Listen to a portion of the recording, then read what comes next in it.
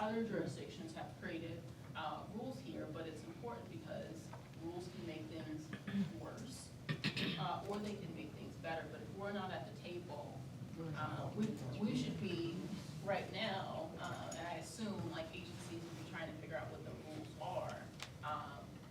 Community needs to be involved in the rulemaking process. And that's what was my next question. Last question was gonna be regarding, the advisory board. Is there, to your knowledge, a qualification or requirement of a person that will be on the board? Or can I, as myself, come and apply or whatever, or advocate for myself to be on the board, for this specific, venture? There's nothing in the initiative itself that specifies any specific requirements, and so I think that you should be on the board. I think that you should be, the community should be getting their list together, right? I'm gonna try and be on the board.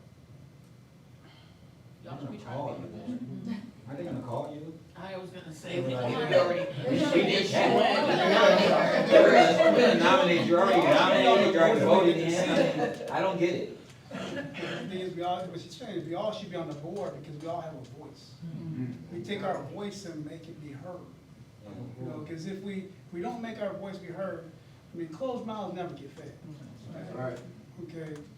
It's like you If said, we if talk I to can feed you, if I leave. can feed you like this with a spoon with your mouth closed, man, I'd be a bad man. I would. I'd be a bad man feeding you good. But if I let you open your mouth and speak, all right, and let me tell you what your issue is, let me tell you what your problem is, I'm gonna get a lot further with you. So that's what we gotta do as people, and be able to open our mouths and say, hey, I'm hurt, or this is what I want, you know? And we gotta be real, we have to look at ourselves and be realistic about our approach, about what we're trying to get.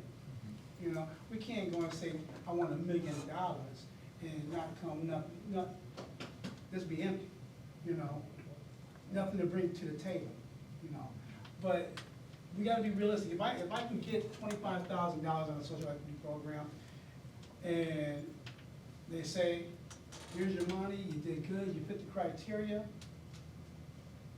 you did your job, right? No, you did. That's not enough, right? There you go, because the whole idea is, you wanna have everybody else be able to flourish with you. Yeah. So, you can't, you're just thinking of your one, we're thinking of the whole. I'm gonna wrap this up. Go ahead, ask me a question, then we'll wrap You it up. mentioned different licenses, right, at different points, right, Ohio may do. Am I missing something that they, on the social equity program, they went from, I think, cultivation to dispensaries or retail, and they missed the processors in social equity? Is there a reason for not having social equity processors, or they just want to leave it back in the commercial sector? Yeah, I mean, this initiative was funded and written by specific stakeholders, right? And so I think that it was written to benefit the folks who wrote it, and I think the folks who wrote it weren't necessarily folks who had processing licenses. And so they sat in a room and said, how do we help ourselves? And I'm being reductive and simplistic, but I wasn't in the room, I didn't hear this, but no, processors are not included in the specific license type. Here in Ohio, I think that equity licensees should have access to every license type here in the state of Ohio, and there are other license types that other states have developed, like a delivery license or an on-site consumption license, or just stratification. Even the equity program itself, the cultivation license, I wanna say that the cultivation cap for everybody else is like 50,000, the equity cultivation cap is 5,000. Yeah. But that's what we're calling an equity program here in the state of Ohio, 5,000 versus 50,000. Does that sound equitable to you? And that's basic math. The equity behind it was to say, I got you something. Yeah, exactly. And then another part I wanted to ask you from your statement earlier, safer banking. Do you think that descheduling or rescheduling, rescheduling, it will take care of the banking issue, that safer banking won't be any real need for that? No, Why? rescheduling is limited in its consequences. It will result in tax relief for everybody who participates in the industry, so folks won't, 280E is that tax relief. But banking will be the same, because cannabis will be just as illegal if it's rescheduled So it needs to be descheduled. Descheduled. It needs to be Yes. descheduled Right. in order for it to safely take care of the banks, so they don't have any issue. If it's Because it's descheduled, still a cannabis federal would be, issue, yes, so if the it's banks don't descheduled, want free, okay. it's no longer illegal at the federal level, and so banks will no longer be subject to, If it's anti-money. descheduled, so Yes. 3 is not gonna take care of it No, right no. now, that's what I'm, We'll still okay. need I banking thought- Three puts legislation. the I power thought, back yeah. into the And pharmacy. you'll have to go to, you'll have to. Well, I thought we wouldn't need it if it was Plan scheduled. B. I'll be around to Okay, take I'm that. sorry. So it always happens, right, it's because we start chasing that closure, right? So part of the 8 guidelines for critical Oh, dialogue, right. part of the Yeah, I was 8 trying guidelines to for get that in. critical dialogue is to be okay with non-closure in the moment, right? Yeah. Because at the end, you know, that's when it gets heated, like the last 10 minutes, folks are like, let's get to it, because we want that closure as if we're never gonna have that opportunity again. Yeah, I got 6 more. Right, so part of the Don't go nowhere. continuity, part of the continuity in learning and even advocacy is knowing that it's not over right now. This isn't it, the end of this day, the end of this hour is not it, and when we chase that, we're feeling as if, once we leave there, we don't have to do the work anymore. So the next thing is, let me follow up with an email, let me get on a phone call, I have a few more questions, rather than saying, I didn't get that at the event, right? And that's the part that people fail to do, so I'm it's zipping it, okay. man, I'm zipping it. It's not just you, it's No. for everyone, like, continue to think about what we're doing once we leave here, because that's when the change starts to take effect. The other thing is that folks in here are talking about opening businesses, and I'm hoping folks are trying to open a sustainable business, right? You're not trying to be shut down in a year. So part of the idea of continuing that education and continuing to push forward is to make sure that your business is open. So Mike, I thank you for even thinking about how a panel on advocacy really takes shape for entrepreneurs to think differently about their approach to business, because it gets left off of the conversation so often, because folks get the benefit from other people doing the work, and now we're being asked to do the work as business owners, and it becomes a little harder for us to think differently about that. So thank you for doing that. Brooke, Kat, thank y'all for giving us that knowledge.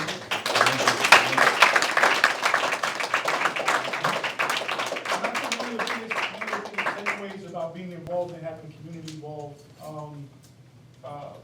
Ms. Camilla Green always says, she's a lady out in New York, always says, if it's not done with us, it's not done for us. Meaning, if we're not at the table having a conversation, then no one's going to do things that are going to benefit us. They may seem like it is, but if it's not done with us, then it's not done for us. So it's important for us to get in that room and make sure that we're part of whatever's being created and done to have impact, right? So Mike, please stand up. Absolutely. So first off, thank you again, Kat and Brooke, right?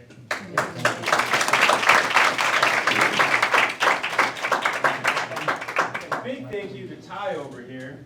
Ty, I mean, that was an amazing conversation, dynamic conversation, and the first time that I've ever personally seen a moderator sit down with everybody else in the room in that way. And, you know, aside from thank you for this, Ty, thank you for just making this happen, man. Like, just, you know, I reached out to you, I said, hey, I want to do the event in Cleveland, I'd love to do it at your school here, and like, you were like, just super welcoming, and like, always, just always, like, yeah, how do we make this happen? You know, so how do we make it happen? I got you, let's figure this out, and from there, it's just been, you know, nothing but love, man. So I really appreciate you so much, Ty.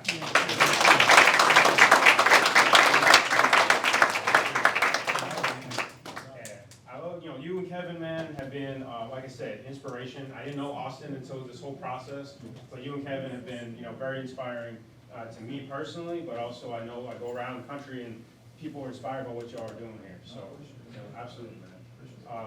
So, you know, advocacy, right? I mean, this, again, like, I think this was a great conversation, dynamic conversation.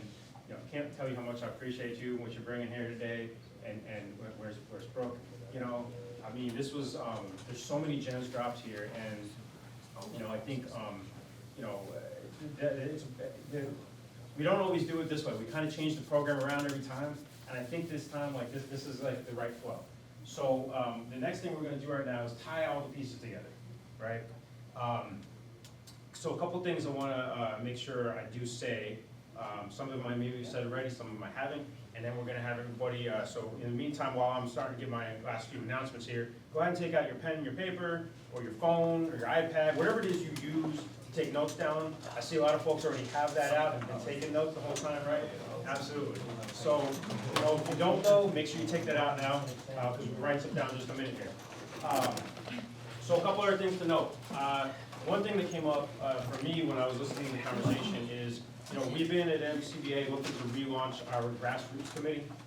And then our grassroots committee would then lead towards relaunching our policy committee. So those are two things that are in the works. We've been trying to figure out kind of how to get that going. So I will keep you all in touch on that. You know, we can't, you know, as an organization, we can't do it all, but what we can do is to provide whatever support we can for the folks that are here doing that grassroots work, right? So if you are organizing, right, which, you know, as Kat mentioned, you know, this is important, right? Like to be advocating, right? It's, I love the expression about if you're not at the table, you're on the menu, right? I hate that it exists, but I think it captures it really well, right? And so, you know, as you all here do move forward with sign-on letters and advocacy work, feel free to reach out, you know, MCBA, M4MM, whatever other organizations, right? I hope, there's a slide somewhere in here, I hope you all will decide to join our organization. We've made it very accessible. It's not about trying to make our money off of membership. We're really trying to just bring folks together and have a membership base, so to speak, is what it's all about for us, right?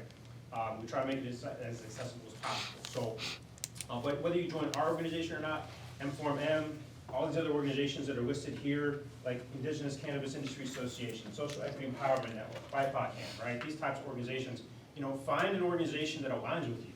Find one that you fit in with and you really believe in the same things they believe in. You work with the folks there and then you vibe and stuff. Find these organizations to be a part of so you're not alone in this advocacy work, right? Because this advocacy work, it's hard, especially when you are standing up your business.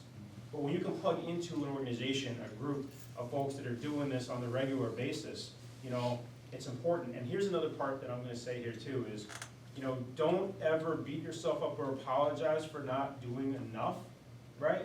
We all wanna do more, okay? It's just like, when we're people that are givers, right, and we wanna build something, we wanna work with other folks, we always wanna do more. And the thing is, sometimes what happens is we don't end up doing as much as we'd like to, right? But be realistic about it. How much do you have to give, and then give that, right?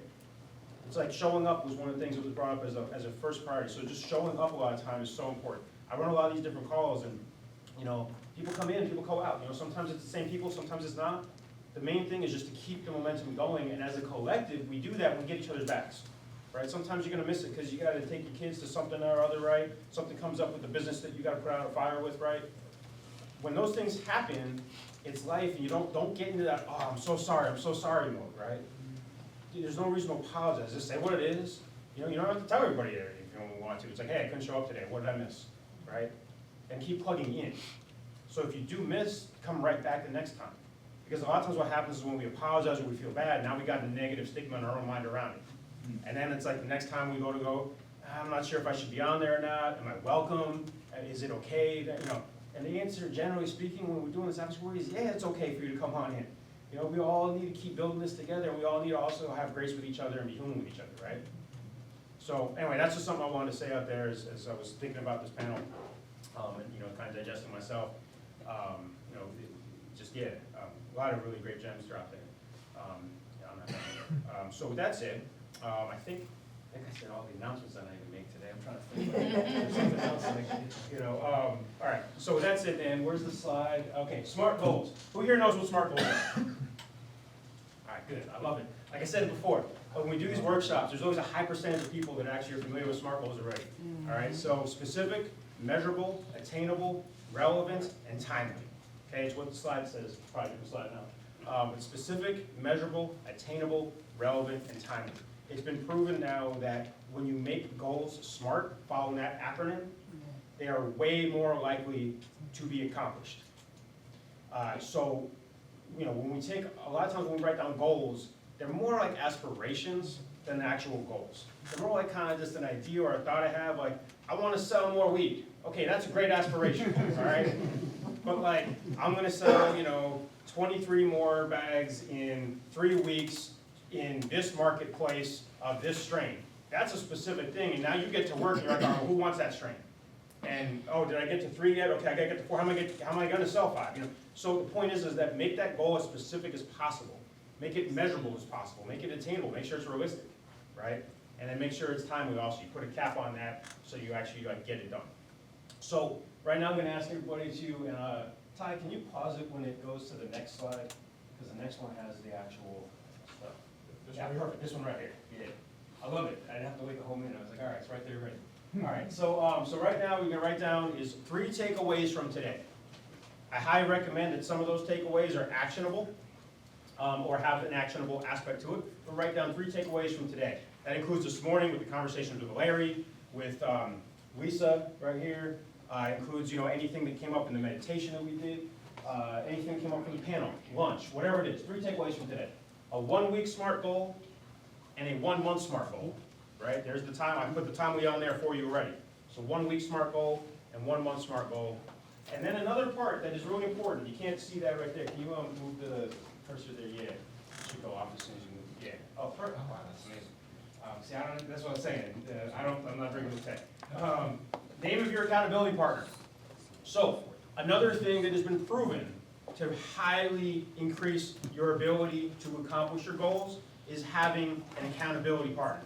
Somebody that you check in with, that you report to, that you tell your goals to, and that you then tell your progress to and your new goals to. Everybody with me on that? It is also important that this is another person that you are aligned with in some capacity that is about building also. If it's just like your friend that you're good friends with, you know, you hang out with, whatever it may even be, you know, a spouse or a family member that, you know, you love. And it's all great in that side of things, but you know what? They're maybe not about building in the same way. They don't see the same vision as you do. That's not your great accountability partner. It needs to be somebody that is on that same kick of building, right? And then the last part on that accountability partner, make sure you're checking in with them on a regular basis. I talked about atomic habits earlier. So like, you know, maybe your atomic habit is 15 minutes on Monday and Thursday checking in with your accountability partner. Maybe it's, you know, for me personally, I have dozens of accountability partners because I have all these different calls on my calendar that are just regular, repeating calls. Sometimes those invites probably annoy people even, right? But the point is that when we know that when those calls are coming up, oh, I gotta get that done. So if you have a regular call on your calendar with your accountability partner and you stick to that call, you're way more likely to get that stuff done than if you just kind of like hope that at some point in time you might tell somebody about what your aspiration is, right? Everybody with me on this? Yeah. All right. So go ahead and take a few minutes now, write that stuff down. Please try to respect the silence of the room because this stuff, you know, we want to make sure we're putting this stuff, really some thought into this and writing it down. So when you're done, just look up, take it easy, try not to talk to your partner next to you, and then we'll come back to center and we're going to share everything before we wrap up and head out for the day. Sound good? All right, cool.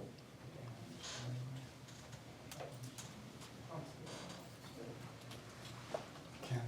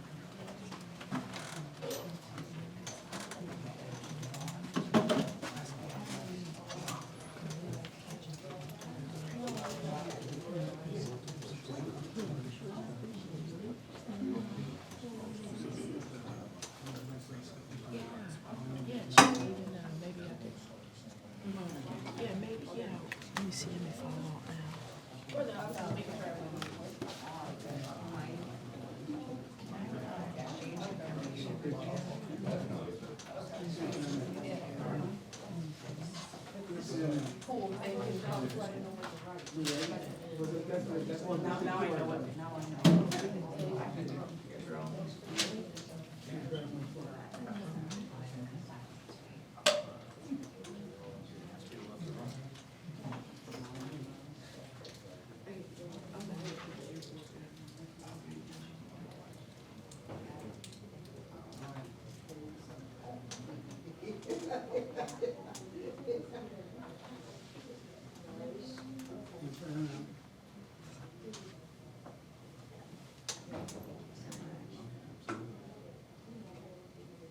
That's the, how you gonna remember? You got my information, right? Cause, I do credit building.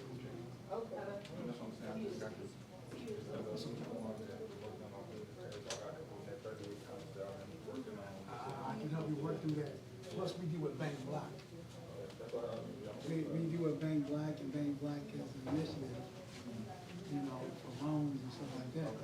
Yeah, they check your credit, you know, that's what. just let me know. That's something I can do sooner, like, The thing is, it's building your business credit right now, you're doing that thirties and that, doing that, thing, you got fifteens, thirties and sixties. That's what's gonna build your business credit to get your money. You know, granted, you know, they can say, you know, say the bank, you know, you get no Oh, money. yeah. You know, as far as, that's why I'm using the market difference. All right, see, Cat.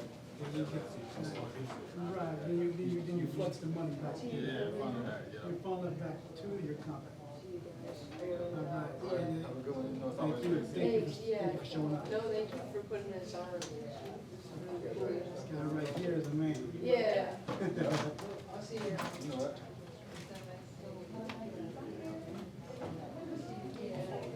But yeah. If anybody's looking to be an advocate, want to join in for ML, got the QR code right here. I was just waiting for the next slide. Scan the QR code. Next one, it's a membership QR code. No, it's just one, I want to hear you singing. that's that shot part, I knew you were in shot. Here. Scan this QR code. Those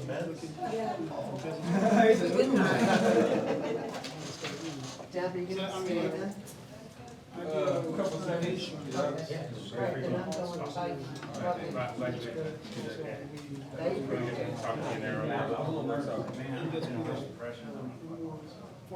Time to get it in, saying.